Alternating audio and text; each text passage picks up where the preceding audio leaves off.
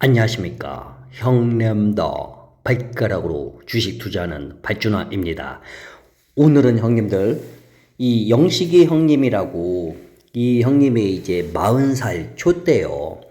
40살 초에 페이스북으로 라오스 여성을 하나 알았어요. 그래서 그 여성하고 자주 이야기를 했어요. 이 영식이 형님이 물류창고에서 일을 했단 말이에요. 저기 대전 옆에 이제 어느 이제 물류창고가 있는데 거기에서 이제 일을 하는데 일이 컨베이어 벨트로 어떤 물건이 온대요. 그러면 버튼만 한번 눌러주면 된대요. 그러면 또 한 바퀴 돌고 또 오면 버튼 한번 눌러주면 되고, 그러니까 좀 널널하대요. 그래서 이제 시간이 있으니까 페이스북으로 라오스 여성이랑 자주 이야기를 했는데, 그 라오스 여성이 자기 친구가 한국 남자하고 결혼을 해가지고 부산에서 살고 있다, 이제 이런 이야기를 한 거예요. 그러면서 사진도 이제 부산 사진이랑 자기 친구하고 그 남편하고 사진 이렇게 보여주는 거예요. 그러면서 하는 얘기가 자기도 한국에 가보고 싶다, 이제 이런 얘기를 꺼낸 거예요.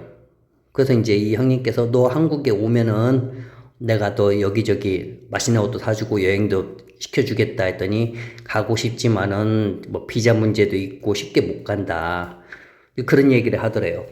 그래서 이제 둘이 또 이제 자주자주 이야기를 했어요. 그러다 보니까 이 여성이 너무 궁금한 거야. 그리고 참 그런 물류창고 안에서 답답한 다람쥐 채바퀴 돌아가는 그런 삶을 살다가 보고 싶은 거야. 그래서 물류창고를 때려치고 라오스로 갔어요. 물론 이제 물류창고 때려칠 때까지 많은 생각을 했겠죠. 라오스에 가가지고 루앙프라방 여성이었어요. 원래는 비엔티안에서 일을 하고 있었다고 했는데, 이 형님께서 출발하기 거의 한 20일 정도에 고향으로 돌아왔다고. 그래서 이제 루앙프라방으로 가서 그 여성을 만났어요. 근데 맨 처음에 이분께서 거짓말인가 좀 의심 좀 했대요. 왜냐면은 갑자기 비엔티안에 있는 여자가 갑자기 루앙프라방으로 고향으로 갔다 하니까, 아, 날 만나기 싫어가지고 일부러 루앙프라방 얘기를 꺼낸 건가. 그래서 루앙프라방까지 갔는데, 아, 정말로 나온 거야. 나왔는데, 정말 사진하고 똑같이 생기고 완전 자기 스타일인 거예요. 완전 이 형님이 뿅 갔대요, 그 여성분한테. 그렇게 이제 이 형님은 루앙프라방에서 매일매일 같이 놀았어요. 매일매일 같이 밥도 먹고 오토바이도 타고 맥궁강 앞에서 또 한 잔 먹고 또 오토바이 타고 또 야시장 구경하고 뭐 하고 막 그러다 보니까 이제 서로 사랑에 빠져버린 거죠. 자, 이제 사랑에 빠지고 무슨 얘기를 했냐면은, 이제 여성이 이제 그 얘기를 했었잖아요. 이 여성분이 본인이 한국에 가고 싶다, 자기도 한국에서 일하고 싶다, 그런데 쉽게 갈 수가 없다. 그래서 이제 이 한국 형님께서 인터넷으로 이제 막 확인해봤죠. 라오스 사람이 한국에 갈 수 있는 방법들, 뭐 이제 그러면 한국어 시험 보고 노동자 이쪽으로 근로자로 하는 거. 근데 그건 좀 이 여성한테 좀 무리일 것 같고. 근데 자기가 생각해볼 때 뭐 하려고 이렇게 이걸 보냐, 그거에 자기가. 왜냐면 지금 둘의 관계가 엄청나게 사랑하는 관계잖아요. 이 형님도 결혼을 안 했고 이 여성도 결혼을 안 했으니까 차라리 그럴 거면은 결혼해서 가면 되잖아요. 말 그대로 한마디로 국제결혼 하듯이 국제결혼 해가지고 혼인신고하고 비자 받고 가면 되잖아. 갑자기 이제 되게 이제 쉬워진 거야, 모든 일이. 그러니까 업체에다가 결국은 뭐다? 머니만 있으면 업체에다 돈 주면 다 해결이 되는 거니까 빨리 한국에 갈 필요 없다, 그거야.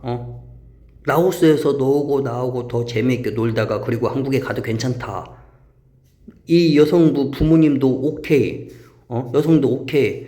그래서 그냥 맨날 놀았어요. 맨날 놀다 보니까 이제 이 돈이 좀 뚝뚝 떨어질 찰나에, 아, 여성이 두꺼비가 생긴 거야. 생각도 못한 거죠. 왜냐면 이 한국분은 라오스에 있으면서 더욱더 연애도 하고 더욱더 사랑도 깊어지면 다 준비해가지고 한국에 갈 생각이었는데, 갑자기 두꺼비가 생기는 바람에 이걸 이제 두꺼비가 탄생할 때까지 기다려야 하나, 라오스에서, 아니면은 먼저 한국에 들어가서 일을 해야 하나, 이제 고민한 찰나에 이제 여자친구 부모님도 가지 마라, 한국에. 두꺼비가 나올 때까지 라오스에 있어라. 이제 이렇게 해서 그 본인도 오케이 한 거예요. 그리고 나서 이제 아기가 태어나고, 또 그러다 보니까 또 6개월 또 지나고, 이제 이것저것 준비하려고 하는데 또 4개월 또 들어가고, 뭐하다 하다 보니까 라오스에서 거의 한 3년이 휙 지나가 버렸대요. 자, 그리고 나서 이제 결국은 한국에 들어왔어요. 한국에 들어왔는데, 이 문제는 여기서부터예요. 이분께서 하는 얘기는 차라리 이 누앙프라방에서 둘이 그 사귈 때 그냥 잘 사귀고 빨리 한국에 자기가 혼자 들어가든지 그랬으면은 지금 같은 스트레스를 안 받지 않았을까 이런 생각을 한대요. 왜냐면은 전에는 그런 게 없었대요. 근데 한국에 들어가서 이제 이 다문화 센터에서 한국어도 배우고 또 한국에 있는 라오스 친구 있다고 이제 부산에요. 그 친구도 만나러 가고 그러다 보고 하다 보니까 갑자기 어느 날부터 이제 일을 하고 싶다, 그거 일. 자기도 근데 이제 이것은 좀 가정마다 달라요. 어떤 한국 분은 자기 라오스 아내가 맨날 집에서만 논다. 이걸 되게 싫어하는 분도 있어요. 너도 다른 라오스 여성처럼 너도 아내처럼 일 좀 해라. 이렇게 말하는 분도 있어요.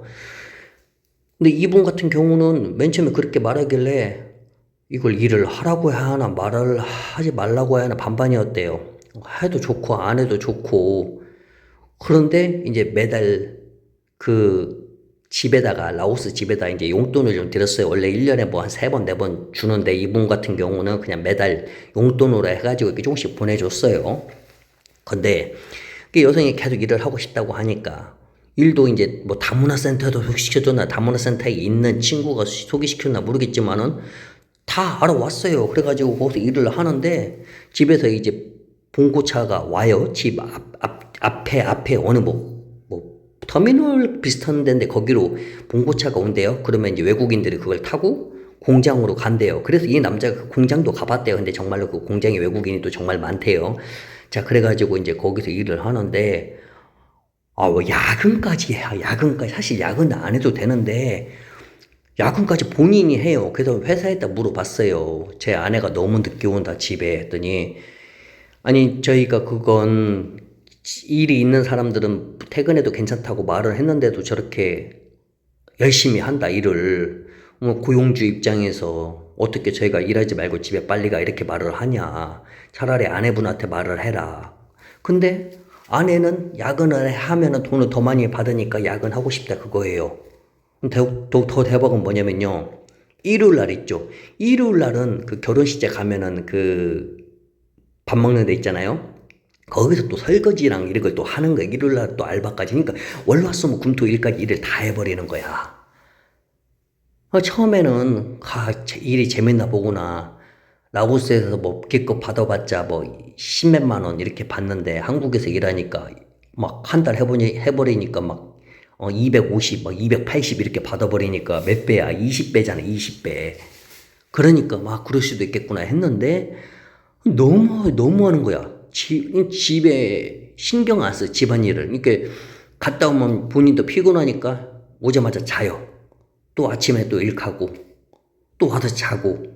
그러니까 남자 입장에서는 이게 대체 무슨 부부 생활인가.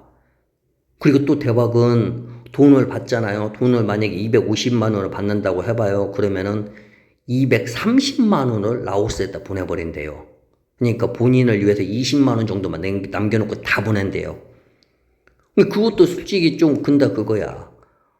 자기가 이 한국 분께서 라오스에다가 너네 장모님 장인어른 이 돈을 보내주잖아요. 조금 뭐 많이는 안 보내줘도 매달 보내주는데 대체 230만 원을 왜 보내주냐 그거야. 그러니까 여기서 말하는 정확히 230은 아니에요. 뭐 때로는 250일 때도 있고, 뭐 야근을 뭐 얼마큼 많이 하나 따라 다 달라지니까. 이 남자 입장은 아니 너가 나하고 아무 관계도 없는 사람이면 그렇게 돈을 보내줘도 상관이 없다 그거지. 하지만 우리가 부부인데 이제 너가 집에다 돈을 다 보내주는 건 그거 좀 문제 있지 않냐. 그래서 그거 갖다가 엄청나게 싸웠다 그거야. 내가 왜, 근데 여성 입장은 내가 돈 벌어가지고, 부모님한테 돈 보내주는 건데 그게 대체 뭐가 잘못된 거냐 하면서 이제, 나도 이제 돈 번다. 라오스 아내도 이런, 이 한국분이 그래요. 자기 아내가 이런 입장 같대요. 무슨 입장이냐면, 나도 이제 돈 좀 번다. 한 달에 250, 270 나도 번다. 어깨가 이제 확 좀 올라간다. 그거보다 또, 그 자동차를, 한 대 사고 싶다 말해가지고 이 한국 분께서 내가 잘 아는 친구가 있는데 이 중고차 매매 그걸 하니까 했더니 새 차를 산다 그거야. 그리고 자기 돈으로 살 수 있다 그거야. 근데 이제 남편의 입장에서 사주고 싶죠. 근데 비싼 차 아니고 중고차 사주고 싶은데 새 차를 산다 그거 자기 돈으로 또 그것 때문에 또 막 겁내 싸우고. 자, 그래가지고 결국은 새 차 살 돈의 반절은 이 한국 남편이, 그리고 반절은 라오스 아내가 해가지고 새 차를 샀어요. 자, 그냥 그러다가 이 친구가 부산에 있다고 했잖아요. 그래서 그 부산에 있는 친구하고 그 남편, 한국 남편이랑 이제 여러 번 만나가지고 같이 술도 마시고 이제 형님하고 사이가 돼가지고 연락을 이제 남자끼리 부산에 있는 분, 그 다음에 이제 이분 둘이 이제 연락을 주고받고 했었는데 갑자기 새벽 1시 정도에 이렇게 뭐 카카오톡에 왔대요. 혹시 제 아내 거기 갔냐고. 그래서 깜짝 놀라가지고 아니 무슨 일이 있냐고 했더니 집에 일 끝나고 좀 싸웠는데 일 끝나고 왔는데 가방을 갖고 연락도 없이 연락도 안 받고 사라졌다. 그래서 이제 이 형님이 이제 그때부터 이제 걱정이 된 거죠, 본인도. 그래가지고 아내분한테 이제 말을 한 거예요. 부산에 있는 그 친구, 지금 사라졌다는데 아냐 했더니, 나는 모른다. 나도 나한테도 연락 안 왔다. 근데 왠지 아는 것 같은 그런 느낌이 있잖아요. 뭔가 메시지를 보내는데 누구한테 라오스로 보내는데 이제 한국 분은 모르니까. 그래도 휴대폰 근처로만 가면 휴대폰을 갑자기 이제 막 안 보여주려고 하는 그런 거 있잖아요. 그리고 또 아침에도 일 가고 또 밤에 오고. 그러니까 이 한국 분도 이제 걱정하는 것이 혹시나 자기도 이렇게 싸우다가 말싸움 하다가 자기 아내가 짐 싸서 혹시나 다른 지역이든지 라오스로 확 가버리면은 또 라오스 아기도 있잖아요, 또. 원래 한국 분 계획은 한국에서 이제 돈을 많이 벌 다음에 본인이 라오스에 가가지고 라오스에다가 뭐 게스트하우스를 하던 슈퍼마켓을 하던 아니면은 뭐 한국에 살면 아기를 한국으로 오게끔 다 뭐 그런 생각까지 하고 있는데 갑자기 이제 자기 아내의 친구가 부산에서 갑자기 사라져 버렸으니까 이제 이게 걱정이 되는 거예요. 본인 아내도 혹시나 싸워 말다툼하다가 사라질까봐. 이 사연을 제가 이제 한 세네 번 보고 나서 뭔가 좀 이렇게 답장을 좀 드리려고 하는데, 이게 글쓰기가 어렵더라고. 이게 왜냐면 훈수 두는 게 이게 잘못 뒀다가 이게 참, 이게 할 게 아니야. 또 훈수도 잘못 뒀다가 큰일 나니까.